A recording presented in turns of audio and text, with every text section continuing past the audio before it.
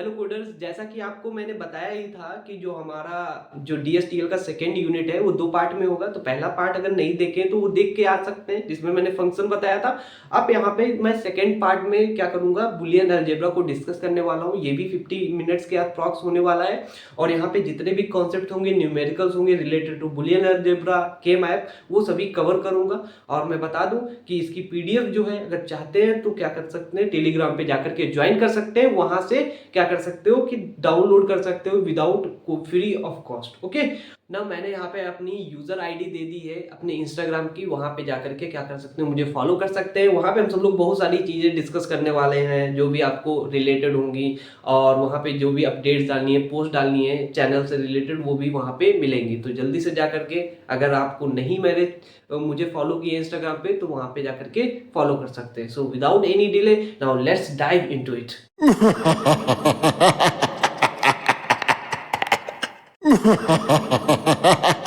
ना देख सकते हो यहाँ पे जो हमारा सेकेंड यूनिट है डीएसटीएल का, उसमें हमारा सेकेंड पार्ट में बुलियन बुलियन एल्जेब्रा दिया गया है, जिसको हम सब लोग यहाँ पे पढ़ने वाले हैं। ओके, तो यहाँ पे देख सकते हो, मैं बुलियन एल्जेब्रा की मैंने अच्छे से डेफिनेशन लिख दी है और अच्छे से मैंने पॉइंट्स बनाए हैं, जिसमें आपको यहाँ पे प्रॉब्लम्स नहीं होंगी और आप अच्छे से यहाँ पे सभी चीजें कर पाएंगे। तो देखते हैं सबसे पहले कि यहाँ पे बुलियन अलजेब्रा क्या है।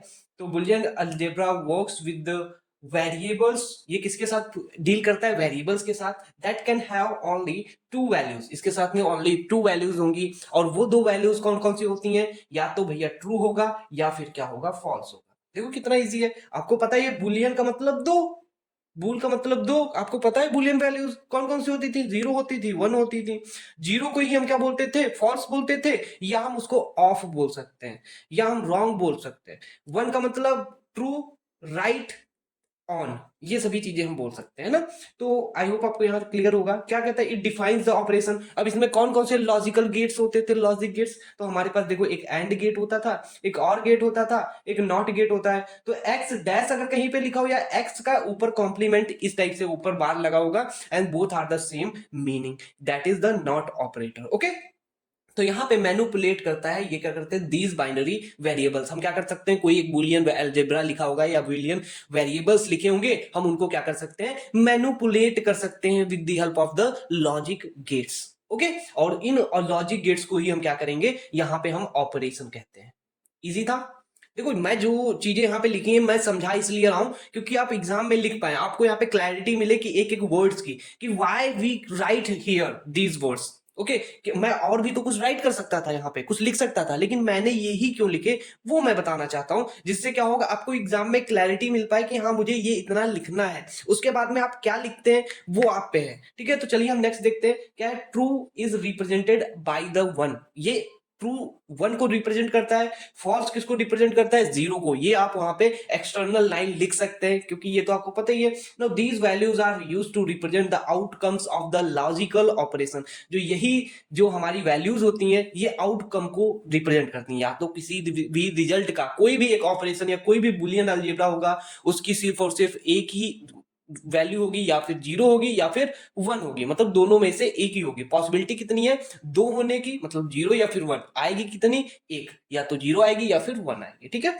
तो यहाँ पे use these operation you can combine the true और फॉल्स। हम क्या कर सकते हैं? इसके साथ में कंबाइन कर सकते हैं ट्रू और फॉल्स को इन ऑपरेशन के साथ में। एंड एक न्यू स्टेटमेंट को भी हम बना सकते हैं इन ऑपरेशन के थ्रू, एंड एनालाइज कर सकते हैं इनकी ट्रूथ वैल्यूज को। ट्रूथ टेबल तो आप जानते होंगे, आप इलेक्ट्रॉनिक्स में पढ़े होंगे कि ट्रूथ टेबल कैसे क्रिएट करते हैं। मैंने सीओए में बहुत अच्छे से बताया है। और अगर आपने मेरा सीओए यूनिट 0 नहीं देखे हैं, तो वो आप देख लेंगे, तो वहां पे भी मैंने यहाँ पे ट्रूथ टेबल की बात की है, तो वहां से क्लैरिटी मिल जाएगी।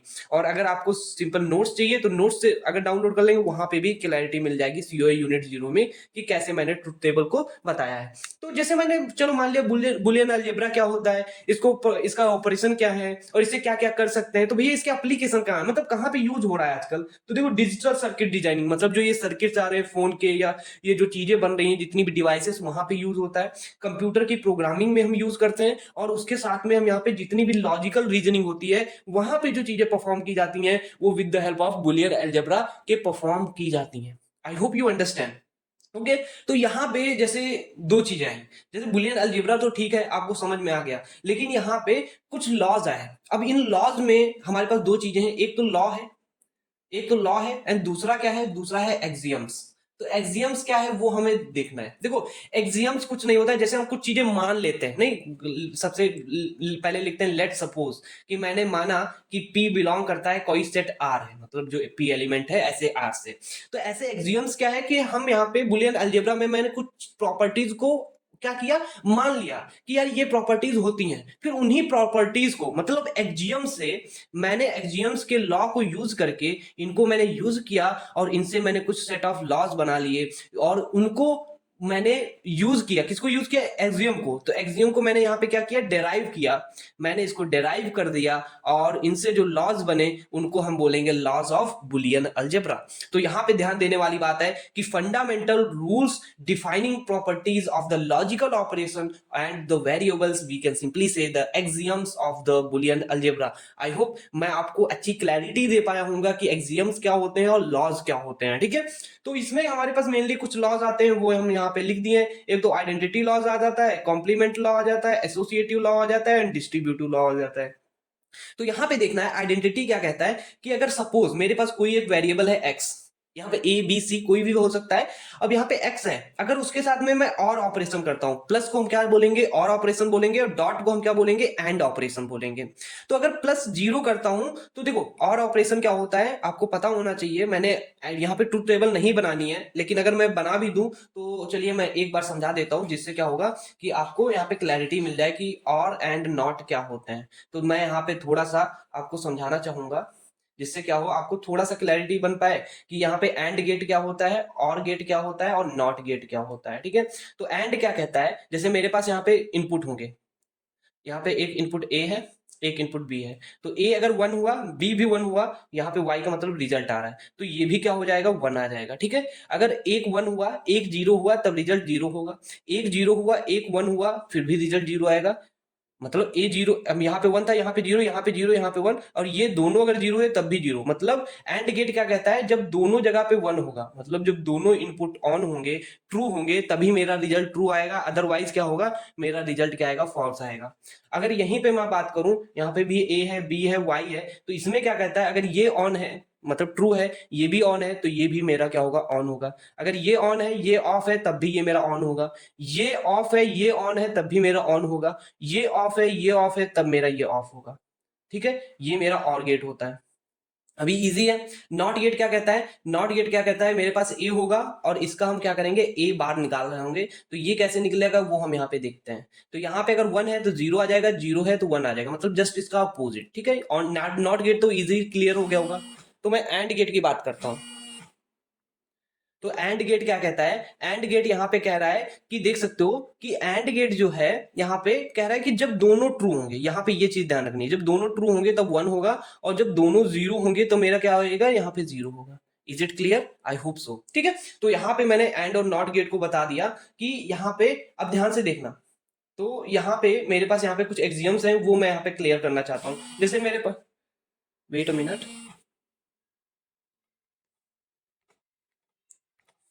मैं यहाँ पे कुछ क्लैरिटी देना चाहता हूं कि यहाँ पे आइडेंटिटी लॉ है, जिसमें क्या है, एक्स है, यहाँ पे एक्स है प्लस जीरो है। तो इसका मतलब क्या है, मैं और कर रहा हूं, प्लस का मतलब और कर रहा हूं, और यहाँ पे जीरो है, तो कोई भी वैल्यू है, जैसे यहाँ पे अगर ये जीरो हुआ, ठीक है, प्लस जीरो हो जाएगा। जैसे एक्स की मैंने सपोज माना एक्स की वैल्यू जीरो है यहाँ पे, तो यहाँ पे जीरो प्लस जीरो तो क्या हो जाएगा, और में जीरो हो जाएगा। सपोज एक्स की वैल्यू वन होती तो क्या होता, वन प्लस जीरो, तो इसका वैल्यू क्या आती, वन। मतलब जब एक्स की वैल्यू जीरो होगी तब जीरो आएगा, एक्स की वैल्यू जब वन होगी तो किस पे आएगा, वन आएगा। मतलब ये वैल्यू, मतलब ये वाला जो लॉ है, ये किस, इसका डायरेक्ट रिजल्ट क्या किस पे डिपेंड करने वाला है, एक्स पे, क्योंकि जीरो से मैटर ही नहीं कर रहा है। कुछ समझ में आया। ये आइडेंटिटी लॉ करता है कि कोई भी वेरिएबल के साथ में अगर तुम जीरो ऐड करते हो, देन आप सिंपल कह सकते हो उसका रिजल्ट ए ही आने वाला है। चाहे ए लिखो या फिर ए प्लस जीरो लिख लो, कोई दिक्कत नहीं है। यहां तक क्लियर है, आई होप सो। ऐसे कह रहा है कि भाई जब आप कहीं पे x डॉट वन करते हैं, तो इसका मतलब क्या है, x डॉट वन का भी मतलब x होता है। अब ये क्यों होता है, जैसे सपोज x की वैल्यू अगर मैं 1 रखूंगा तो 1.1, इसका मतलब क्या आएगा, रिजल्ट 1 आएगा। देखो x की वैल्यू 1 तो 1 आए। अगर इसकी x की वैल्यू अगर मैं 0 रखूंगा तो देख सकते हो 0.1 इक्वल टू 0, तो यहाँ पे भी क्या आया, 0 आया। तो इसका मतलब हम सिंपल कह सकते हैं कि जो यहाँ पे x.1 इक्वल टू x आएगा, और x प्लस 0 अगर करेंगे तो x आएगा। ठीक है, ये मेरे दो आइडेंटिटी लॉज होते हैं, ये आपको यहाँ पे पढ़ के जाने हैं। ठीक है, ये वहां पे एग्जाम में लिखना है। कॉम्प्लीमेंट लॉज क्या होता है, कह रहा है कि x है प्लस x बार है और इसकी वैल्यू क्या आएगी, 1 आएगी। अब ये क्यों आएगी, यहाँ पे देखने वाली बात है। सपोज चलो x की वैल्यू 0 है तो x बार की वैल्यू क्या होगी, 1, तो इसका रिजल्ट 1 आएगा।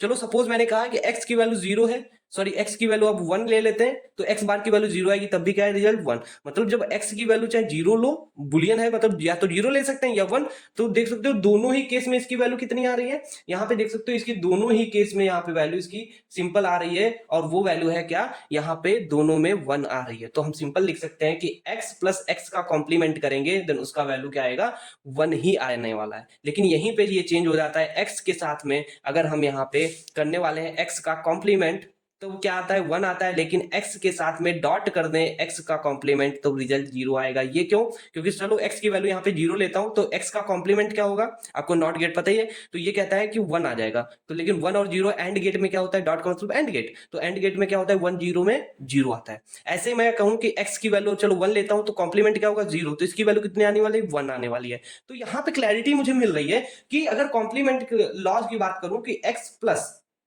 अगर x प्लस एक्स कॉम्प्लीमेंट है तो 1 आएगा, और x डॉट एक्स कॉम्प्लीमेंट है तो 0 आएगा। ऐसे हमारे पास एसोसिएटिव लॉ है, तो एसोसिएटिव लॉ क्या कहता है ये भी देख लेते हैं कि अगर x plus Y plus Z है, मतलब पैरेंथेसिस यहां पे लगा है, तो जब तीनों प्लस है तो हम कहीं पे भी लगा सकते हैं, मैं पैरेंथेसिस यहां पे भी लगा सकता हूं, इसको छोड़ सकता हूं। ठीक है, ये आपको ध्यान रखना है। ऐसे कह रहा है कि x dot Y dot Z है, देन हम क्या लिख सकते हैं, मतलब पैरेंथेसिस में ये था तो इनको हटा करके हम पैरेंथेसिस में इसमें भी लिख देंगे तो कोई भी इफेक्ट नहीं पड़ेगा, ये LHS इक्वल टू RHS रहेगा हमारा। ठीक है, ये यहाँ पे इसका कहने का मतलब है, जो कि आपको आई होप क्लियर हुआ होगा।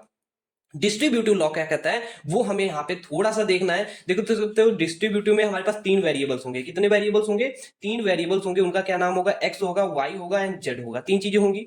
तो कह रहा है कि अगर कहीं पे x dot Y plus Z कुछ इस टाइप की सिचुएशन लिखी है तो आप उसको कैसे लिखेंगे, तो हम इसको थोड़ा सा क्या कर सकते हैं, खोल सकते हैं। खोलने का मतलब क्या है कि आप यहाँ पे क्या कर सकते हो, x लिखो, ये जो बाहर ऑपरेटर है इसको डॉट लिखो, इसके साथ लिख दो, लिख दिया, इसको पैरेंथेसिस के अंदर बंद कर दो। अब कह रहा है फिर से इसको उठाओ, फिर क्या करो, डॉट लिखो और यहाँ पे जेड लिख दो, जो बीच में यहाँ पे था उसको यहाँ पे लगा दो। देख सकते हो इसका आंसर ये बन गया, इजी था। तो ये एक लॉ हो गया। एक और डिस्ट्रीब्यूटिव का होता है, देख सकते हो ये मैंने यहाँ पे इसका आंसर लिख दिया है। तो यहाँ पे देख सकते हो एक्स है प्लस है डॉट है, तो एक्स प्लस वाई होगा, देखो है, और यहाँ पे क्या होगा, एक्स प्लस जेड होगा और बीच में क्या हो जाएगा, डॉट। तो मतलब जो अंदर होगा वो एक बार लिखेंगे, और जो यहाँ पे बीच में होता है, मतलब यहाँ पे बीच में होगा, देख सकते हो डॉट है, तो देखो डॉट दोनों जगह पे आ गया। ये आप करेंगे तो समझ जाएंगे ना बेसिकली फ्लो कैसा होता है इसका। तो देख सकते हो, मैं फिर से एक बार बताना चाहूंगा, x dot Y plus Z था तो x डॉट वाई लिखेंगे, लिख लिया, x डॉट जेड लिखेंगे, बीच में मैंने यहाँ पे प्लस वाला साइन लगा दिया। यहाँ पे देख सकते हो x प्लस वाई लिखेंगे, x प्लस जेड लिखेंगे, फिर बीच में क्या करेंगे, डॉट वाला साइन मैंने लगा दिया। ठीक है, तो ये मेरा डिस्ट्रीब्यूटिव लॉ होता है, ये लर्न करने का तरीका है। अब 2-4 बार लिख के प्रैक्टिस करेंगे then you will be easily get it, and this is the very simple thing. I hope you get it my point. And अब हम बात करेंगे कि लॉज ऑफ बुलियन अलजेब्रा क्या होते हैं। तो यहाँ पे कुछ नहीं बता रहा है, जैसे मैंने बताया भी कि जो एक्सियम्स थे उनसे मैंने डिराइव कर दिए जो लॉज, उनको ही हम क्या बोलेंगे, लॉज ऑफ बुलियन अलजेब्रा। यहाँ तक क्लियर है। दे रिप्रेजेंटेड एज अल्जेब्रिक मैनिपुलेशन। हम मैनिपुलेशन मतलब जैसे कोई भी हमारा एक अल्जेब्रिक इक्वेशन लिखी होगी x plus Y dot Z, तो हम इसको कैसे मैनिपुलेट करेंगे, and then we will simply कैसे कह सकते हैं जो ये लॉज हैं उन्हीं के थ्रू। तो हमारे पास बहुत सारे लॉज होते हैं। तो सबसे पहले हम बात करने वाले हैं आइडम्पोटेंट की। तो आइडम्पोटेंट लॉज क्या होता है, ए डॉट ए, कहीं पे भी ए डॉट ए लिखा है, ठीक है, यहां पे ध्यान देना, ये नहीं है, यहां पे लिखा है ए प्लस ए। कहीं पे अगर ए प्लस ए लिखा है, ठीक है, अगर कहीं पे भी ए प्लस ए लिखा है तो उसका आंसर क्या आने वाला है, ए आने वाला है। अभी ये कैसे आएगा ये हम बताने वाले हैं, यहां से इसको हटा सकते हैं। ए डॉट ए भी लिखा है तो वहां पे भी आंसर क्या आने वाला है, ए आने वाला है। तो हम यहाँ पे इसको थोड़ा सा क्लैरिटी देने वाले हैं कि जिससे आपको यहाँ पे क्लियर हो जाए। जैसे कहीं पे भी लिखा है ए प्लस ए, इसको टू क्या, इसका आंसर आएगा ए। अब क्यों यहाँ पे रखते हैं, चलो ए की वैल्यू मैंने यहाँ पे सपोज रख ली 0, क्योंकि दो ही हो सकती है, 0 हो सकती है और दूसरी क्या हो सकती है 1। जब मैंने यहाँ पे 0 लिया तब देख सकते हो तो 0 प्लस जीरो, तो इसका आंसर क्या आने वाला है? जीरो। देखो ए की वैल्यू जीरो ली तो जीरो आया। चलो ए की वैल्यू यहाँ पे मैं वन लिया, तो one plus one equals to क्या आ जाएगा? वन। तो वन लिया तो वन आया। तो यहाँ पे मुझे पता है कि अगर कोई भी दो ऑपरेटर हैं ए और ए, अगर उनका हम और करेंगे तो सिंपल वही आएगा, ठीक है। और यहाँ पे एक और प्रॉपर्टी होती है, अगर अगर उनका एंड भी करें तब भी वही आंसर आने वाला है। मतलब चलो हम ए की वैल्यू जीरो लेते हैं, तो जब जीरो लेंगे तो जीरो डॉट जीरो क्या आएगा? जीरो। देखो ठीक है। ऐसे अगर मैं वन ले लूंगा ए की वैल्यू इस वाले इक्वेशन में, तो वन डॉट वन क्या हो जाएगा? वन आ जाएगा। मतलब चाहे आप आइडेंपोटेंट लॉ क्या कहता है कि चाहे a प्लस ए, मतलब कोई भी एक वेरिएबल का और करोगे उसके साथ में तब भी आंसर वही आने वाला है, और अगर एंड भी करोगे तब भी आंसर क्या आएगा? वही आने वाला है। देन आपको टेंशन नहीं लेनी। अगर कहीं पे a डॉट ए लिखा है तो आप सिंपल कह सकते हो कि हम इसको डायरेक्ट a लिख सकते हैं। अगर a प्लस ए लिखा होगा तो हम डायरेक्ट सिंपल क्या लिख देंगे? a लिख देंगे, ठीक है। तो ये हमारी प्रॉपर्टीज होती है। आई होप आपको यहाँ पे ये क्लैरिटी मिल रही होगी कि कैसे मैं यहाँ पे ये सभी चीजें कर रहा हूँ। तो चलिए अभी हम बात करने वाले हैं डोमिनेंस लॉ की। तो डोमिनेंस लॉ या बाउंडेडनेस लॉ भी बोल सकते हो। इसमें क्या होता है, अगर ए डॉट ए है तो इसका मतलब क्या है? ये मेरे पास ए है, ठीक है। और प्लस देखो यहाँ पे ये दिक्कत हो गई है, यहाँ पे थोड़ा सा मिसप्रिंट है, मैं चेंज कर दूंगा। यहाँ पे ए है, ठीक है, ये ए प्लस वन है, यहाँ पे बी नहीं है, मतलब ये बी का मतलब है दूसरा है, तो ए डॉट बी है, ए डॉट जीरो है। अगर कहीं पे भी अगर आप लिखें ए प्लस वन, इसको हम क्या लिख सकते हैं? सिंपल वन लिख सकते हैं, क्योंकि कोई भी यहाँ पे ध्यान देने वाली बात क्या है, अगर जैसे यहाँ पे मैं इसको प्रूव करूं, जब ए की वैल्यू यहाँ पे जीरो रखूंगा तो जीरो प्लस वन क्या हो जाएगा? वन हो जाएगा। और अगर ए की वैल्यू वन रखूं तब भी क्या आने वाला है? तब क्या आएगा? One plus one equal to one. मतलब अगर ऐसी इक्वेशन है, कोई भी एक वेरिएबल है और उसके साथ में अगर और ऑपरेटर वन कर रहे हैं तो उसका आंसर क्या आने वाला है? वन। क्यों? क्योंकि आपको पता होगा कि मिनिमम और में क्या होता है? एक ट्रू होना चाहिए। तो वन का मतलब एक ट्रू हो गया, ये चाहे फॉल्स हो या ट्रू, हमसे क्या मतलब? इसका आंसर वन आने वाला है। क्लैरिटी मिल गई। अगर कहीं पे ए डॉट और जीरो कर दिया गया, मतलब एंड कर रहे हैं, एंड में अगर एक भी जीरो हुआ तो आंसर क्या आने वाला है? जीरो। देख सकते हो मेरे पास यहाँ पे दो वेरिएबल है कि नहीं, सपोज ये एक्स है, ये कौन सा है? वाई। तो एक तो जीरो ही है, तो अब इसका डॉट करेंगे तो उसका आंसर क्या आने वाला है? जीरो। ऐसे यहाँ पे देख सकते हो ये एक्स है, ये वाई है, तो अब एक वन है और में क्या चाहिए? मिनिमम वन, एक चाहिए। तो मैंने मेरा वन एक मिल गया, तो मेरा आंसर क्या आ जाएगा? वन आ जाएगा, ठीक है। तो ये मेरे यहाँ पे इसको बाउंडेडनेस बोलेंगे। एब्जॉर्प्शन लॉ क्या होता है? तो देख सकते हो यहाँ पे अगर ए प्लस, यहाँ पे a plus A dot B लिखा है, a plus A dot B का मतलब क्या है कि यहाँ पे देख सकते हो कि अगर a plus A dot B लिखा है तो हम इसको कैसे लिख सकते हैं? हम सिंपल लिख सकते हैं इसको a। अब ये क्यों? अब यहाँ पे भी देख सकते हो, प्रूफ मैं ले लेता हूँ। a डॉट बी अगर कुछ ऐसे लिखा है तो हम इसको लिखेंगे, चलो हम a की वैल्यू यहाँ पे वन ले लेते हैं और b की वैल्यू यहाँ पे सपोज मैंने जीरो ले ली, तो a की वैल्यू यहाँ पे वन रखा, प्लस बी की वैल्यू, ए की वैल्यू यहाँ पे क्या रखा? वन है, बी की वैल्यू यहाँ पे क्या रखी? जीरो। तो इसका आंसर कितना आएगा? जीरो आएगा। One plus zero equal to यहाँ पे इसका और होगा तो कितना आएगा? वन। तो ए की वैल्यू कितनी थी? वन था, और इसका आंसर भी कितना आया? वन आया। मतलब जो दोनों जगह होगा उसी में से मेरा एक आंसर होगा, ठीक है। ये ट्रिक है। यहाँ पे देख सकते हो दूसरे नंबर, ये बी नंबर का क्वेश्चन है, मतलब दो लॉ है, तो ए लॉ था, दूसरा लॉ इसमें क्या है, अगर A dot A plus B लिखा है तो इसमें भी मेरा क्या आने वाला है? जिसमें दो होंगे, मतलब यहाँ पे दो हैं, दो ए हैं, इसलिए यहाँ पे दोनों ए आ गए, ठीक है। तो आई होप आपको यहाँ पे एब्जॉर्प्शन लॉ भी क्लियर हो रहा होगा। तो एसोसिएटिव लॉ क्या होता है वो भी हम यहाँ पे देख लेते हैं। अगर कहीं पे भी ए प्लस बी प्लस सी लिखा है तो हम यहाँ पे डायरेक्टली लिख सकते हैं। अगर A dot B dot C लिखा है, जो कि यहाँ पे ऊपर वाले में भी ये पढ़ चुके थे ना। यूनिकनेस क्या होती है? अगर कोई भी दो हमारे पास वेरिएबल है और इनका रिजल्ट क्या आएगा? वन आएगा, और यहाँ पे ए डॉट एक्स का रिजल्ट जीरो आएगा, लेकिन कब? जब दोनों हमारे बराबर होंगे। तो इसका मतलब है ये वाला जो रूल है ये आइडेंपोटेंट को ही तो फॉलो कर रहा है, मतलब ए डॉट ए, मतलब जब दोनों बराबर हो जाएंगे तो सिंपल काम वही हो जाएगा ना।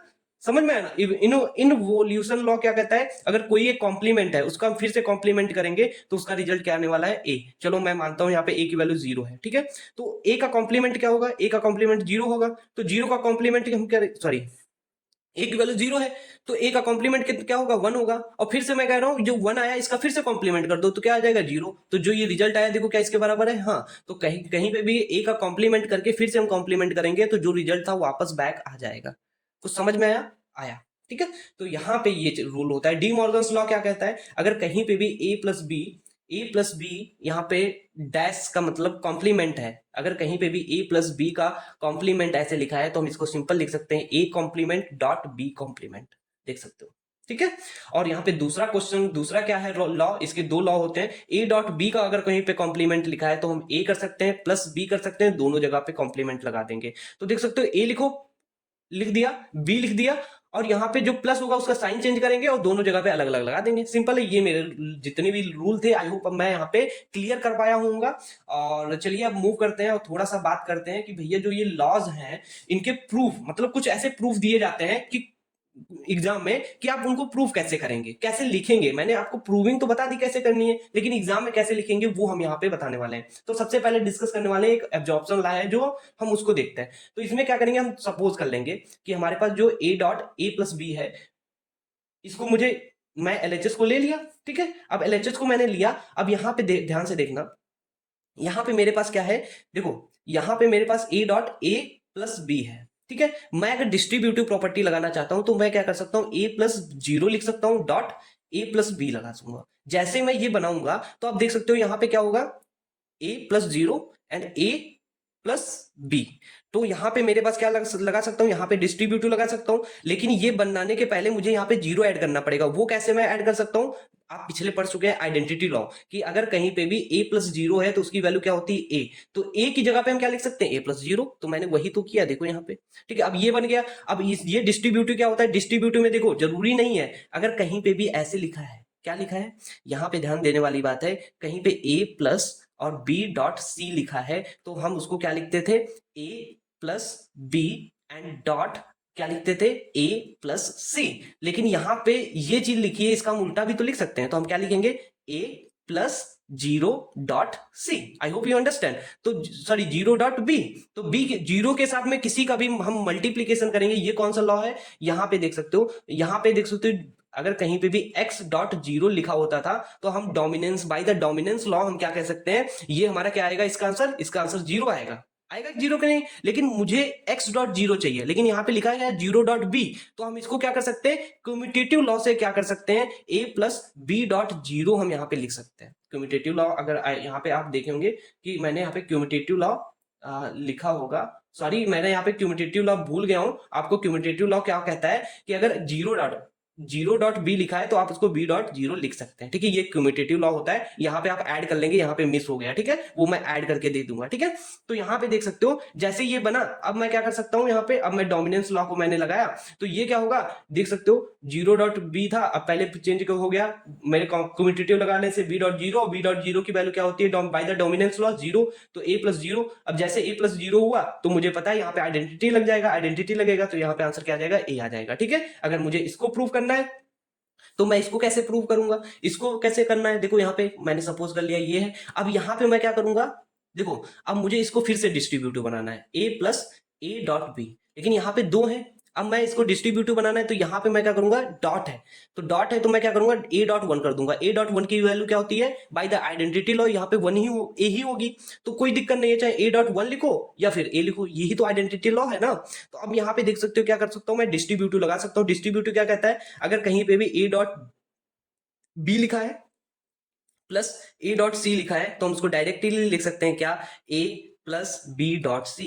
तो हम यहाँ पे क्या लिखने वाले हैं, देख सकते हो, sorry A dot B, A dot B plus C, तो हम क्या लिखेंगे, ए डॉट यहाँ पे क्या लिख देंगे, वन प्लस सी। तो वन प्लस यहाँ पे वन प्लस बी, क्योंकि यहाँ पे बी है, ठीक है। तो ए डॉट यहाँ पे क्या आ जाएगा, वन। अगर वन प्लस बी लिखा है और यहाँ पे और करेंगे किसी के साथ में वन, तो यहाँ पे बाय द डोमिनेंस लॉ हम कह सकते हैं इसका रिजल्ट क्या आने वाला है, वन। तो ए डॉट वन का रिजल्ट क्या आने वाला है, ए। तो देख सकते हो मैंने एसोसिएटिव लॉ को यहाँ पे मैंने दोनों को प्रूव कर दिया है, ठीक है। तो चलिए अभी हम आइडमपोटेंट लॉ को भी यहाँ पे देख लेते हैं। आइडमपोटेंट लॉ क्या कहता है, अगर कहीं पे ए प्लस ए लिखा है तो हम उसको ए लिखेंगे, और ए डॉट ए लिखा है तो हम वहां पे क्या लिखेंगे, ए। तो हम कैसे लिखने वाले हैं, सपोज मैंने ले लिया कि ए, अब देखो हम उल्टा प्रूफ करने वाले हैं, हम ए लेंगे और ए प्लस ए, मतलब ये एलएचएस, इसको आरएचएस प्रूव करना है। प्रूव करने में तो चाहे एलएचएस को ले लो या आरएचएस, तो हम यहाँ पे इसको आरएचएस लेकर के एलएचएस लाने वाले हैं। तो ए इक्वल्स टू हम क्या ले लिया, सपोज मैंने ए ले लिया तो ए है, तो ए को हम क्या लिख सकते हैं, by the identity law A plus zero लिख सकते हैं कि नहीं। लेकिन जीरो को भी हमें पता है, कॉम्प्लीमेंट लॉ क्या कहता है, ए डॉट अगर ए डैश अगर लिख दूं तो उसकी वैल्यू जीरो ही होती है, तो जीरो की जगह पे मैं क्या लिख सकता हूँ, A plus A dot zero, A dash. अब यहाँ पे ये वाला जो लॉ है इसके बाद में मैं क्या लगा सकता हूँ, डिस्ट्रीब्यूटिव। जो डिस्ट्रीब्यूटिव क्या कहता है, ए प्लस, क्योंकि देखो जो बाहर है उसको मुझे दो बार लिखना है, ए प्लस ए ए डैश और बीच में क्या करते हैं डैश, और इसका आंसर क्या होता है, इसका आंसर सिंपल होता है, इसका आंसर क्या होता है 1 होता है, ठीक है। और यहाँ पे देख सकते हो a प्लस ए, और यहाँ पे अगर ऐसा कहीं पे लॉ होता है तो अभी आपको पता ही है, अगर ऐसा कहीं पे लॉ है तो हम उसको क्या लिख सकते हैं, डायरेक्ट ए लिख सकते हैं। और यहाँ पे देख सकते हो ये, सॉरी, यहाँ पे जैसे होगा, यहाँ पे देख सकते हो 1 है, तो ये इसके साथ में अगर हम 1 से मल्टीप्लीकेशन करेंगे तो वो हमारा कौन सा लॉ, 1 से करेंगे तो डोमिनेंस लॉ से क्या हो जाएगा मेरा, उसका आंसर 1 आने वाला है। यहाँ पे देख सकते हो, यहाँ पे उसके बाद में हम यहाँ पे क्या कर सकते हैं, बाई द कॉम्प्लीमेंटिव लॉ, यहाँ कॉम्प्लीमेंट लगा दिया, यहाँ पे देख सकते हो ए प्लस डॉट 1 करेंगे तो यहाँ पे आइडेंटिटी लॉ से क्या हो जाएगा, ये मेरा ए प्लस ए आ जाएगा, ठीक है। यहाँ पे आप कर लेंगे, ठीक है। ऐसे ही मैं ए डॉट ए को प्रूव कर दूंगा, यहाँ पे देख सकते हो वही पिछला वाला रूल कर दिया हूँ, बस यहाँ पे डॉट की जगह पे प्लस, प्लस की जगह पे डॉट। ना अब हम डिस्कस करने वाले हैं कि डी मॉर्गन्स लॉ क्या होता है और इसको हम प्रूव कैसे करेंगे। देखो क्या होता है वो मैं पहले डिस्कस कर चुका हूं, अब हम प्रूव करेंगे। तो कैसे, देखो यहाँ पे क्या लिखा है, ए प्लस बी का अगर कॉम्प्लीमेंट होता है तो हम क्या लिख सकते हैं, A complement dot B complement, ये फर्स्ट लॉ है। एक और लॉ होता है, तो अगर हम एक को कर दें, दूसरा आप एज इट इज होता है तो कर सकते हैं ना, तो हम पहले एक को करते हैं। देखो यहाँ पे हम डायरेक्टली इसको प्रूव करना थोड़ा सा हार्ड पड़ जाता है, आपको थोड़ा समझना है कि कोई भी चीज ये वाली इसके बराबर है तो क्या होगा, सपोज मान लो ये मेरा क्या है x, तो x किसके बराबर होगा, x के। यहां तक क्लियर है। लेकिन यहां पे ध्यान देना कि अगर ये दोनों चीजें बराबर हैं तो आपको पता होगा एक कॉम्प्लीमेंट लॉ क्या कहता है, x प्लस एक्स का अगर मैं कॉम्प्लीमेंट कर दूं, ठीक है, तो मेरा रिजल्ट क्या आना चाहिए, मेरा रिजल्ट आना चाहिए 1। वहीं पे मैं ये क्या कहता है, अगर x के साथ में डॉट कर दूं x का कॉम्प्लीमेंट तो उसका रिजल्ट क्या आना चाहिए, 0। यही कॉम्प्लीमेंट के दो लॉ है ना, यही है। तो यहाँ पे क्या है, ये मेरे पास क्या है, ये x है, ये भी क्या है मेरा x, क्योंकि दोनों इक्वल है। तो यहां पे मैं क्या करूंगा, मैंने x मान लिया सपोज ये, ठीक है। तो मैंने क्या किया, ए डैश डॉट बी डैश लिख लिया, प्लस मैंने क्या किया, इसका मैं कॉम्प्लीमेंट कर दूंगा, इसका मैं कॉम्प्लीमेंट करूंगा तो क्या बचेगा, ए प्लस बी बचेगा कि नहीं बचेगा, यहां तक क्लियर है। अब इसका मैं क्या कर दूंगा, ये पहले से कॉम्प्लीमेंट था, फिर से मैं कॉम्प्लीमेंट करूंगा तो मेरा एक लॉ था इन इन्वोल्यूशन लॉ, वो क्या कहता था, ए डैश का डैश होगा तो वो क्या आ जाएगा, सिंपल ए, तो ये हट जाएंगे डैश, सिंपल ये बचेगा कि नहीं बचेगा। अब मेरा यहाँ पे ये देख सकते हो इक्वेशन चेंज हो चुकी है, मुझे एक ये चेंज इक्वेशन को प्रूव करना है, A dash dot B dash plus A plus B equal to 1, and दूसरा क्या कहता है, दूसरा यहाँ पे क्या कहता है, A dash dot B dash करो और डॉट यहाँ पे डॉट करना है उसके साथ में ए प्लस बी को, और इसकी वैल्यू 0 आ जाए। ये आपको दो लॉ प्रूव करने हैं। अगर ये दोनों ट्रू हो गए देन हम सिंपल कह सकते हैं ये मॉर्गन्स लॉ भी ट्रू है, लेकिन डायरेक्टली प्रूव करना हार्ड है।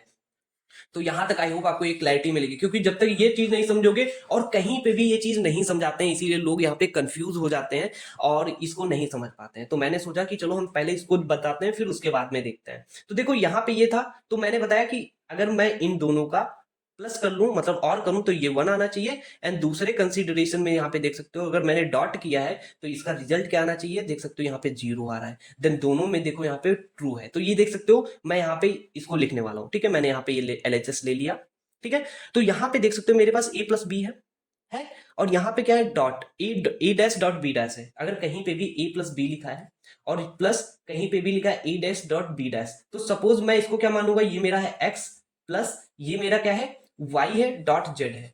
अगर कहीं पे ये है तो ये क्या है मेरा डिस्ट्रीब्यूशन लॉ, तो ये क्या कहता है, x प्लस वाई लिख लो, डॉट कर दो एंड x प्लस z लिख दो। तो देखो मैंने यही लॉ तो किया, इसको मैंने x माना, इसको y माना, इसको मैंने x माना, इसको मैंने z माना, जैसे मैंने ये लिखा। तो आई होप आपको क्लियरिटी मिलेगी, ओके।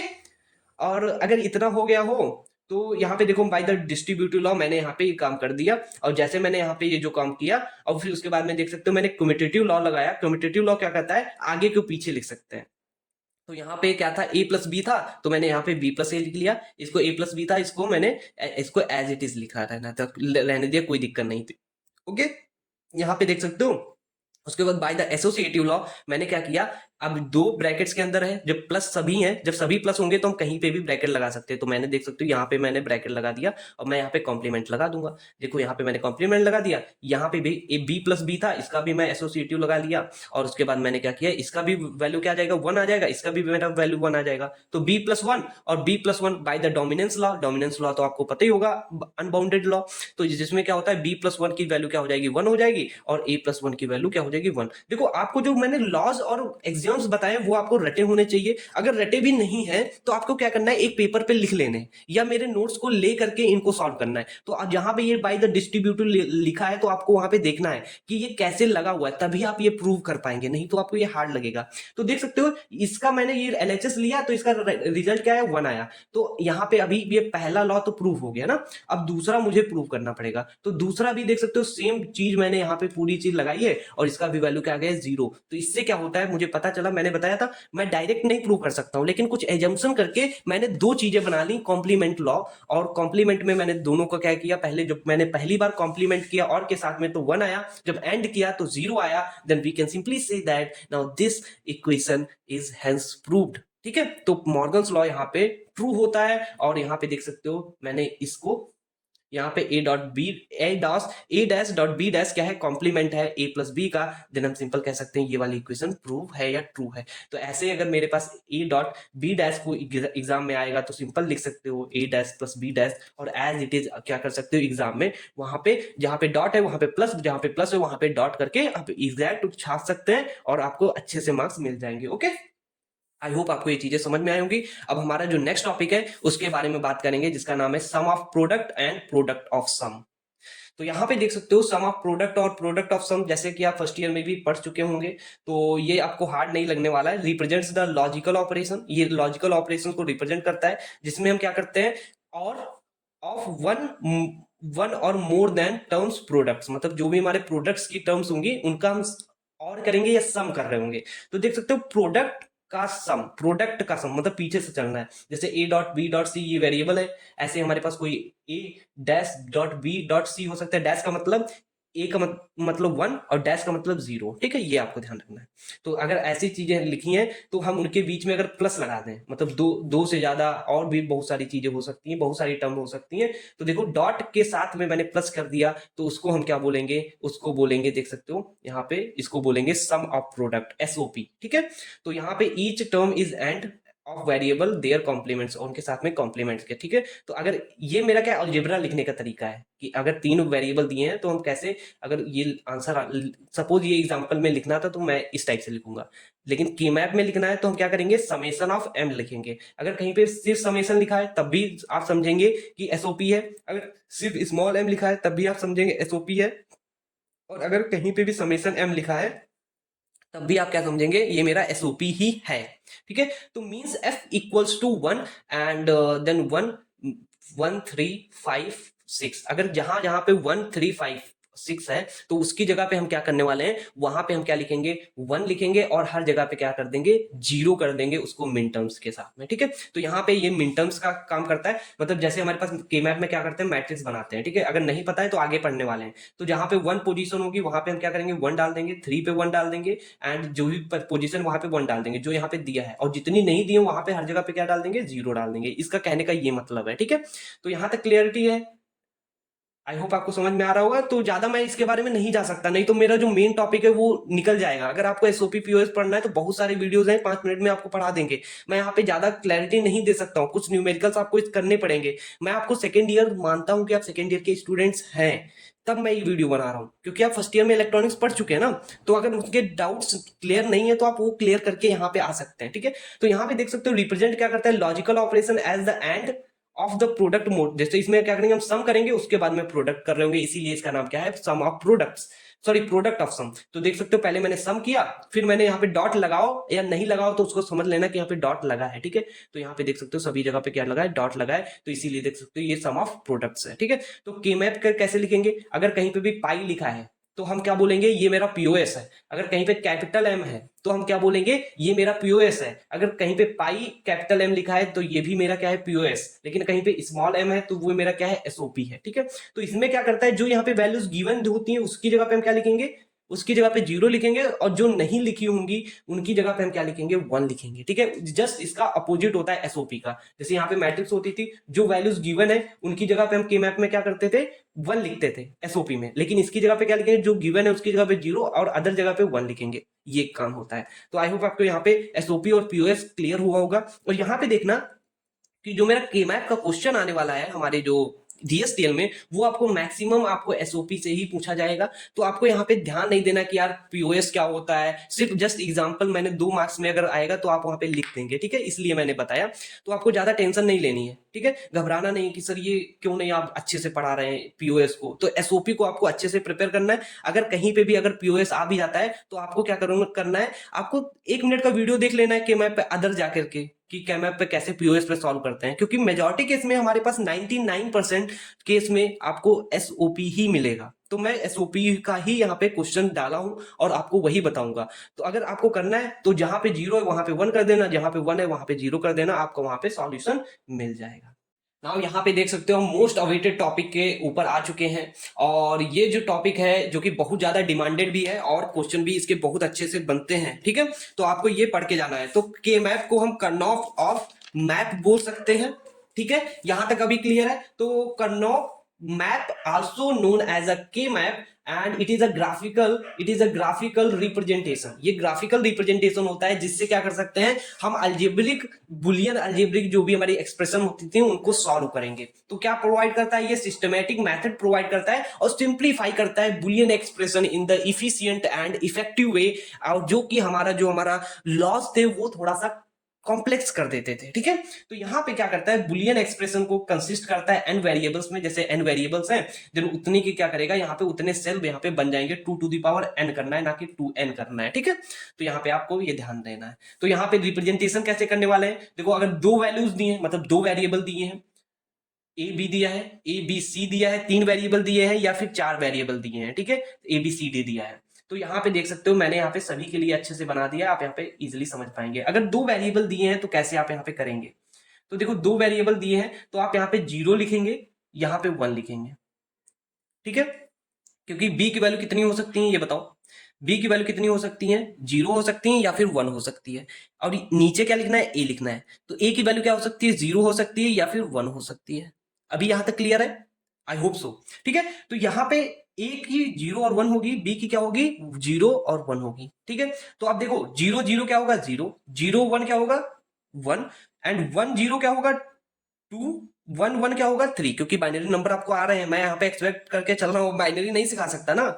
यहाँ पे देख सकते हो ए है, यहाँ पे बी सी है, तो बी सी की कितनी पॉसिबिलिटीज हो सकती है, 0 0 हो सकता है, 0 1 हो सकता है। अब यहाँ पे नहीं देखना कि 0 1 के बाद 1 0 होता है 2, नहीं, यहाँ पे आपको देखना है कि देखो दोनों ऑफ थे, फिर इसमें से क्या हुआ, एक ऑन हो गया लास्ट वाला, अब इसमें दोनों ऑन हो गए, अब एक जो पीछे वाला ऑन था वो ऑफ हो गया, ठीक है। कुछ इस टाइप से आपको समझना है। तो 0 1 3 2 आप यहाँ पे इस टाइप से भी पढ़ सकते हैं। देखो 0 0 0 0 0 1 0 0 1 1 0 1 1 3 0 1 0 3 2 सॉरी 1 0 0 4 1 0 1 5 1 1 1 7 एंड 1 1 0 6, ठीक है। कुछ इस टाइप से यहाँ पे इसकी नंबरिंग करेंगे, जब तक नंबरिंग नहीं करना आएगा तब तक आपको दिक्कत करेगा, ठीक है। ये आपको ध्यान रखना है, 0 1 3 2 एंड 4 5 7 6 ऐसे पढ़ना है, ठीक है। यहाँ पे 0 1 2 3 0 1 2 3, जब 2 वेरिएबल का होगा तब तो बहुत इजी है, 0 1 0 1 2 3, ठीक है, इतना इजी था। इसमें क्या होगा, 0 1 3 2 एंड 4 5 7 6, ठीक है, क्लियर, आई होप। तो यहाँ पे देख सकते हैं कि एज यू कैन सी यहाँ पे मेरे पास 4 वेरिएबल है। तो अभी देखो मेरे पास क्या था, इस टाइप से मैं बनाता था, अगर 2 थे तो ए बी लिख दिया, अगर जब 3 थे तो मैंने ए को नीचे रखा, बी सी को ऊपर कर दिया, फिर जब मेरे पास 4 है तो मैं क्या करूंगा, ए बी को नीचे कर दूंगा, बी सी को नीचे कर दूंगा, मतलब यहाँ पे कर दिया।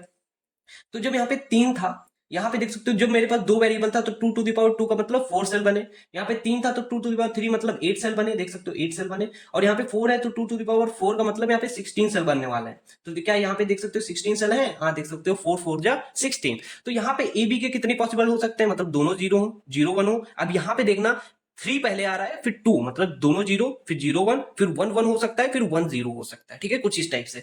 यहाँ पे 0 0 हो सकता है, 0 1 हो सकता है, 1 1 हो सकता है और 1 0 हो सकता है, ठीक है। तो आपको यहाँ पे नंबरिंग ध्यान रखनी है, 0 1 3 2 4 5 7 6 12 13 15 14 एंड 8 9 11 10। अब यहाँ पे ये देखने वाली बात है कि 8 ऊपर नहीं है, 12 वाली लाइन नीचे नहीं है, ठीक है, ये यहाँ पे एक्सचेंज हो चुकी हैं, ये क्यों, इन नंबरिंग की वजह से। ठीक है, तो आपको ये चीज यहाँ पे आपको इसकी नंबरिंग अच्छे से रट लेनी है, 2-4 बार कर लेंगे तो अच्छा रहेगा। ठीक है, तो आपको मैं यहाँ पे बार बार नहीं बता सकता, तो मैंने एक बार बता दिया, आपको ये चीज करके जानी है। जब तक ये नहीं करेंगे तब तक कैमैप नहीं सॉल्व कर पाएंगे। ठीक है, तो ठीक है, मैंने अभी यहाँ तक बता दिया कि ठीक है, ये चीज तो अभी आप यहाँ पे सॉल्व ही कर लेंगे, लेकिन यहाँ पे जो है कि इसके रूल्स क्या है भाई, जो कैमैप अगर मैं सॉल्व करना चाहता हूँ तो इसके कुछ रूल्स हैं।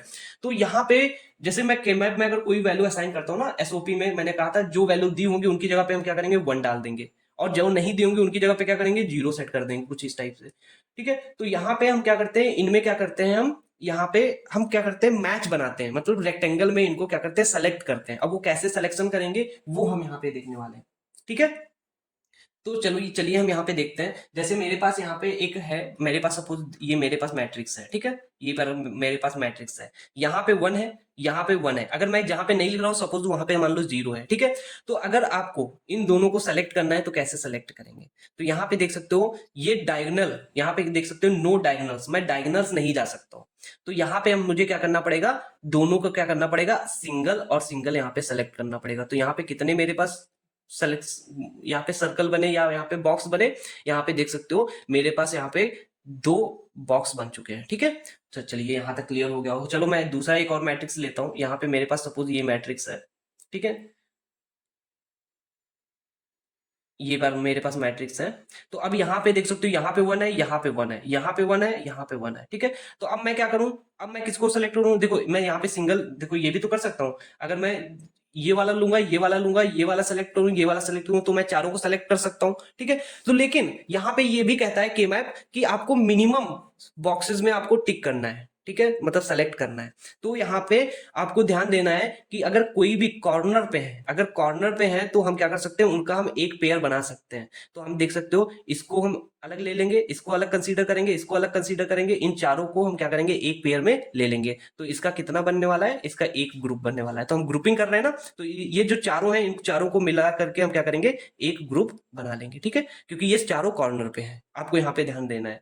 ठीक है, तो चलिए हम एक और थोड़ा सा यहाँ पे लेने वाले हैं, डिस्कस करने वाले हैं। जैसे मेरे पास यहाँ पे क्या है, ये कुछ इस टाइप से है। ठीक है, यहाँ पे 1 है, यहाँ पे 1 है, यहाँ पे 1 है, एक और मैं यहाँ पे बना लेता हूँ।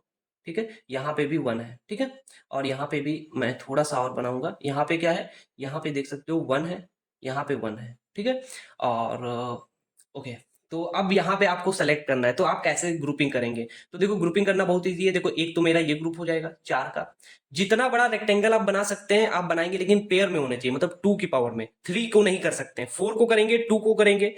ठीक है, ऐसे। और यहाँ पे देख सकते हो एक रेक्टेंगल यहाँ पे ये वाला भी बन रहा है, इसमें हम देखो 4 को यहाँ पे ये इस टाइप का रेक्टेंगल भी यहाँ पे बना सकते हैं। ठीक है, ये सभी पॉसिबिलिटीज हैं, वो आगे चल करके न्यूमेरिकल सॉल्व करेंगे तो आपको वहां पे पता चल जाएगा। ठीक है, तो मैं इस टाइप से भी सेलेक्ट कर सकता हूँ, कुछ इस टाइप से रेक्टेंगल में भी सेलेक्ट कर सकता हूँ। जब दोनों डायगोनल होंगे तो सिंगल सिंगल सेलेक्ट करेंगे, और अगर ये अलग अलग है, मतलब यहाँ पे चारों अलग अलग थे तो मैं अलग अलग करूंगा तो कितने ग्रुप बन जाते हैं, 4 ग्रुप बन जाते हैं। लेकिन मैंने क्या किया, सभी को कॉर्नर पे, तो मैंने कॉर्नर वालों को सेलेक्ट कर लिया और सिंपल कितना ग्रुप बना, एक बना। यहाँ पे कितने ग्रुप बनेंगे, एक ये ग्रुप बनेगा G1, और ये वाला कौन सा बनेगा, G2। लेकिन इसमें कितने हैं, 4 एलिमेंट, इसमें भी कितने हैं, 4 एलिमेंट। ठीक है, तो आई होप आपको समझ में आया होगा। तो ओनली देखो नो जीरोज अलाउड, मतलब हम किसी सिंगल जिसमें जो जीरो वाली हैं उनको हम नहीं कंसीडर कर सकते। ठीक है, हम डायगोनल को नहीं कंसीडर कर सकते। ओनली पावर ऑफ 2 सेल्स, मतलब 2 की पावर में या तो 2 को सेलेक्ट करो, या फिर 4 को सेलेक्ट करो, फिर 8 को सेलेक्ट करो। और यहीं पे कह रहा है group should be large as possible, जितना लंबा आप ग्रुप बना सकते हैं बनाएं, और every one must be at least 1 group, एक ग्रुप में होना चाहिए मिनिमम। 2 में हो सकता है, देखो यहाँ पे देख सकते हो ये 1 1, ये वाले ग्रुप में भी है, ये पिछले वाले में भी है। ओवरलैपिंग अलाउड है, मतलब देख सकते हो ओवरलैप हो चुके हैं एक दूसरे से। एंड रैपिंग अराउंड अलाउड है, रैपिंग कर सकते हैं अराउंड से, मतलब देखो ये रैपअप मैंने कर दिया, इसको अलग अलग थे तो मैंने कॉर्नर पे थे उनको ऐड कर दिया। यहाँ पे क्या है, fewest number of group possible, जितने कम ग्रुप बना सकते हो उतने आप कम ग्रुप बनाओ। ठीक है, और जितना लंबा ग्रुप बना सकते हो वो भी आपको करना है। तो मेरे पास यहाँ पे एक न्यूमेरिकल दिया है, इसको मुझे सॉल्व करना है के-मैप से। ऐसे दिया जाएगा आपको 4 वेरिएबल्स हैं, यहाँ पे कितने वेरिएबल्स हैं, 4 वेरिएबल्स हैं। यहाँ पे सिग्मा एम लिखा है, मतलब एसओपी से सॉल्व करना है। यहाँ पे मेरे पास कुछ वैल्यूज दे दी गई हैं, तो जहां जहां पे वैल्यूज दी हैं उसके पहले आपको यहाँ पे देखना है कितने का है मैट्रिक्स, यहाँ पे 4 का है, तो मतलब जो 4 वेरिएबल था वो आपको पहले यहाँ पे रिप्रेजेंट करना है। देखो यहाँ पे जो चीज लिखी है इसका मतलब है ये 0 0 है, ये मेरा 0 1 है, मतलब सी कॉम्प्लीमेंट का मतलब 0, यहाँ पे 1 1 है और ये 1 0 है, ये आपको 0 0 कंसीडर करना है, इसका मतलब 1 सॉरी 0 1 है, ये 1 1 है और ये 1 0 है। ठीक है, आपको ये मान लेना, चाहे ये लिखो चाहे ये लिख सकते हो, दोनों चीजें सेम थिंग। ठीक है, तो अब यहाँ पे जहाँ पे 0 है वहां पे मैंने 1 कंसीडर कर दिया, जहाँ पे 1 है वहां पे भी 1, जहाँ पे 2 है 2 पे भी 1, मतलब जितनी वैल्यूज थी हर जगह पे मैंने देखो हर जगह पे सभी जगह 1 फिल कर दिया, जहाँ पे कुछ नहीं है वहां पे मान लो ये सभी 0 है। ठीक है, लेकिन लिखो या न लिखो कोई दिक्कत नहीं है। अब मुझे क्या करना है, यहाँ पे ग्रुपिंग करनी है। तो देखो मैं सबसे पहला ग्रुप कहाँ पे बनाने वाला हूँ, ये ग्रुप देख सकते हो, ये वाला मैं ग्रुप बनाने वाला हूँ। सबसे पहले मैंने ग्रुप बनाया ये मैंने पहला ग्रुप बनाया। ठीक है, इसका नाम मैंने मान लिया G1 है। ठीक है, दूसरा मैंने ग्रुप क्या बनाया देख सकते हो, 1 2 3 4, ये भी एक ग्रुप बन रहा है तो मैं भी इस एक ग्रुप ये बना दूंगा। ठीक है, 2 बन गए। अब मेरे पास देख सकते हो ये 4 पड़े थे, अब ये 4 पड़े थे, क्या मैं अलग अलग ग्रुप बनाता तो यार बहुत ज्यादा ग्रुप बन जाते हैं, लेकिन यहाँ पे कॉर्नर पे है तो मैं क्या कर सकता हूँ, इनको रैप कर सकता हूँ एक दूसरे के साथ में। तो ये मेरा देखो तीसरा ग्रुप बन गया, तो मेरे पास कितने ग्रुप बने, 3 ग्रुप बने। तो अब देखो, अब इन ग्रुप को सॉल्व कैसे करना है वो हमें देखना है। तो सबसे पहले मैं किसको सॉल्व करने वाला हूं, इस वाले रेक्टेंगल को। तो रेक्टेंगल को सॉल्व करने के लिए आपको देखना है, अगर कोई भी वैल्यूज मतलब पैरेलल, मतलब चाहे पैरेलल हो या यहाँ पे लीनियर, यहाँ पे कौन सा हॉरिजॉन्टल हो, लेकिन आपको यहाँ पे देखना है अगर 4 का रेक्टेंगल हो गया है तो उसको कंसीडर ही नहीं करना, मतलब इधर मुझे नहीं देखना है, ये ट्रिक है। ठीक है, और अगर यहाँ पे देख सकते हो जब मुझे इसको देखना नहीं है तो सी की वैल्यू क्या है, यहाँ पे सी बार है और डी है, तो सी बार और डी बार हम यहाँ पे लिखने वाले हैं, सी डैश डी डैश लिखो या सी बार डी बार लिख सकते हो, सी बार डी लिख सकते हो। तो देख सकते हो एक ये आंसर आ गया। ठीक है, इस वाले रेक्टेंगल का आ गया, क्योंकि हम यहाँ पे ए बी को नहीं कंसीडर करेंगे। अगर वर्टिकल में 4 वैल्यूज आई हैं तो हम उसको नहीं कंसीडर करते, अगर हॉरिजॉन्टल में आता है तो हम सी और डी को नहीं करते। अभी आगे चलेंगे तो समझ में आ जाएगा ना। तो चलिए यहाँ पे अब मैं कौन सा ब्लॉक कंसीडर करने वाला हूँ, ये वाला। तो यहाँ पे देख सकते हो ये क्या कहता है कि आप अगर 4 वैल्यूज है तो यहाँ पे देख सकते हो ए डैश है, ए और ए डैश है, बी और बी डैश है। तो देखो जो सेम है, मतलब देखो यही वो 2 ब्लॉक है ना, अब यही 2 ब्लॉक को कंसीडर करना है, तो ये वाली वैल्यू देखो ए और ए डैश क्या ये सेम है, नहीं। देखो यहाँ पे ए है, यहाँ पे एक कॉम्प्लीमेंट है, तो मतलब हम इसको नहीं ले सकते। यहाँ पे क्या है, दोनों सेम है, हाँ, तो इसका वैल्यू क्या है, बी आया। ठीक है, अब इसमें देख सकते हो, अब ये 2 है ना रो, यहाँ पे ये दोनों कॉलम है, तो इसको देखेंगे इसको देखेंगे, तो सी बार डी सी डैश, सी बार और सी है तो मतलब हम इनको नहीं ले सकते क्योंकि सेम नहीं है। डी डी है तो मतलब हम ले सकते हैं डी। तो देख सकते हो दूसरा भी आंसर मेरा बी डी आ चुका है, मतलब इस वाले रेक्टेंगल का ये आया ग्रुप का, ये वाले का ये आ चुका है। अब देखते हैं क्या इन चारों ग्रुप का क्या आंसर सेम आता है कि नहीं। अब मुझे इसको देखना है, तो देखो ए बार है तो मैं इसको नहीं ले सकता, बी बार है, हाँ, तो मैंने देखो बी बार आ चुका है। अब यहाँ पे देखना है इसको और इसको हैंडल करना है। ठीक है, तो देख सकते हो इसको कैसे हैंडल करेंगे, सी बार है, सी है नहीं ले सकता, डी बार है, डी बार है, हाँ मैंने डी बार ले लिया। तो देख सकते हो इसका आंसर मेरा कुछ इस टाइप से आने वाला है। तो आप यहाँ पे करेंगे जितने क्वेश्चन उतना ही आपके लिए इजी हो जाएगा ये। ठीक है, आई होप आपको मैं पहला क्वेश्चन समझा पाया हूँ, अगर नहीं भी समझ में आया तो मैं नेक्स्ट करने वाला हूँ, नेक्स्ट में गारंटीड आपको यहाँ पे समझ में आने वाला है। तो चलते हैं यहाँ पे, अब यहाँ पे देखते हैं कि देखो यहाँ पे मेरे पास फिर से 4 वेरिएबल है तो 16 का हम बना लेंगे, और जहां पे ये वैल्यूज दी हैं और यहाँ पे सिग्मा एम एस तो एसओपी होगा ना, तो यहाँ पे देख सकते हो ये सभी वैल्यूज, ये आपको पूरा फॉर्मेट तो पता ही है कैसे करेंगे। अब जहाँ पे जो वैल्यूज है वहां पे 1 डाल दिया, और जितनी जगह पे नहीं है वहां पे मैं क्या करूंगा 0 को फिल कर दिया। ठीक है, अब यहाँ पे देखना है कि मुझे ग्रुपिंग कैसे करनी है। देखो 1 है, 2 है, 3 है, 4 है, 5 है, 6 है, 7 है, 8 है, मतलब 8 का मैं बना सकता हूँ, 2 की पावर में ग्रुप मुझे बनाना है। तो देख सकते हो जितना बड़ा मैं रेक्टेंगल बना सकता हूँ, तो मैंने ये देखो ये वाला रेक्टेंगल यहाँ पे मैंने बना लिया। ठीक है, ये बना लिया, इजी था। अब देख सकते हो जब मैंने ये वाला रेक्टेंगल बनाया और उसके बाद में अब बचे कौन से, मेरे पास एक ये बच गया, एक ये बचा। अब देखो मैं कैसे बनाऊंगा, तो देखो यहाँ पे मैं क्या कर सकता हूँ, ये वाला और ये वाला मैं रैपिंग कर सकता हूँ, क्योंकि देख सकते हो दोनों सिमिलर है, कॉर्नर पे है, दोनों सिमिलर है, तो हम क्या कर सकते हैं इनका रैपिंग कर सकते हैं। ये मैंने देखो यहाँ पे रैपिंग कर ली है इनकी। ठीक है, ये यहाँ पे सिंपल रैपिंग हो चुकी है। तो अब मैं क्या करने वाला हूँ, देखो यहाँ पे जैसे ही ये रैपिंग हो गई है तो आप देख सकते हो यहाँ पे मैं यहाँ पे एक चीज करने वाला हूँ, उसका नाम क्या है, यहाँ पे देख सकते हो कि अब इसका आंसर कैसे निकालते हैं ना। तो पहला ये रेक्टेंगल है, इस रेक्टेंगल का आंसर क्या आने वाला है, देख सकते हो इसमें ये चारों में, मतलब वर्टिकल में रेक्टेंगल चारों में है, तो मतलब ये ए बी नहीं आएंगे, मतलब ए बी को हम क्या करेंगे कट कर देंगे। ठीक है, इसका आंसर नहीं आने वाला है यहाँ पे। ठीक है, तो अब यहाँ पे देखते हैं इस वाले रेक्टेंगल के लिए ये जो ग्रुप G1 है इसके लिए ए बी नहीं आएगा। ठीक है, अब यहाँ पे अब बचा सी डी, सी और डी में मतलब ये वाले और ये वाले रेक्टेंगल की कॉलम में देखते हैं, सी बार सी है मतलब सी भी नहीं आएगा, डी डी है मतलब डी आ जाएगा आंसर, ठीक है।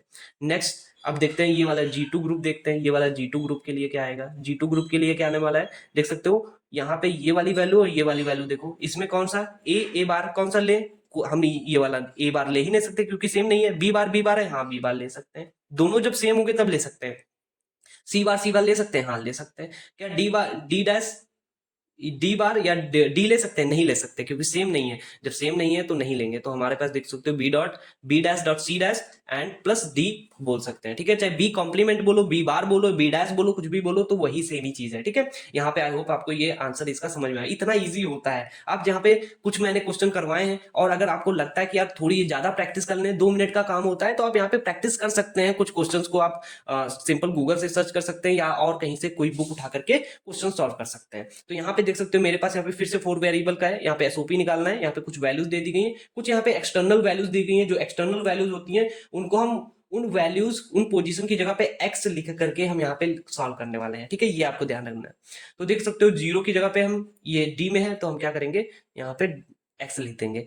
2 की जगह पे क्या लिख देंगे, एक्स लिख देंगे। और 14 की जगह पे क्या लिख देंगे, एक्स लिख देंगे। जहां पे 1 और 3 ये सभी चीजें, वहां पे मैंने जितनी जगह था वहां पे 1 डाल दिया, ठीक है। ये इतना आपको करना था। अभी यहां तक क्लियर है, ठीक है। तो अब यहाँ पे देखना, अब मैं यहाँ पे क्या करने वाला हूँ, रेक्टेंगल्स बनाने वाला हूँ, मतलब ग्रुपिंग करने वाला हूँ। तो ग्रुपिंग क्या करने वाला हूँ, देखो सबसे पहला मुझे ग्रुप क्या दिख रहा है, ये वाला जो मुझे इजी लगेगा वो मैं पहले ग्रुपिंग करूंगा। देखो एक तो मैं इसको ग्रुपिंग कर सकता हूँ क्योंकि ये 4 है, कर दिया इजिली। अब यहाँ पे देख सकते हो, अब मैं क्या कर सकता हूँ, इन दोनों को मैं ग्रुपिंग कर सकता हूँ इसके साथ में, ठीक है। ये मेरा दूसरा ग्रुप हो गया। एंड तीसरा ग्रुप क्या हो सकता है, मैं इन इसको और इसको ग्रुप कर सकता हूँ पिछले में जैसे किया था, ठीक है। और एक चौथा मैं ग्रुप क्या कर सकता हूँ, इसको और यहाँ पे देख सकते हो मैं कुछ इस टाइप से इसको ग्रुप कर सकता हूँ, ठीक है। तो मेरे पास यहाँ पे 4 ग्रुप आने वाले हैं। तो पहले ग्रुप का आंसर देखते हैं, ये वाले रेक्टेंगल का।